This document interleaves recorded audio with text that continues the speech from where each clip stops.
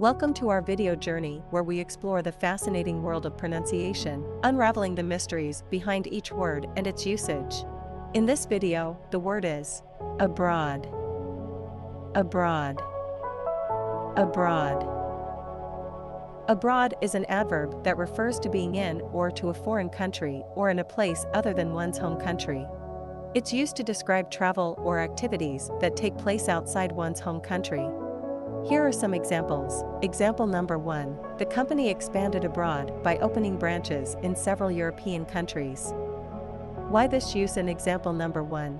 Here, abroad is used to describe the expansion of a company's operations beyond its home country, emphasizing its international growth. Example number 2. Many people dream of retiring abroad to enjoy a different lifestyle. Why this use in example number 2? In this context, abroad is used to express the idea of retiring in a foreign country, highlighting the desire for a lifestyle change.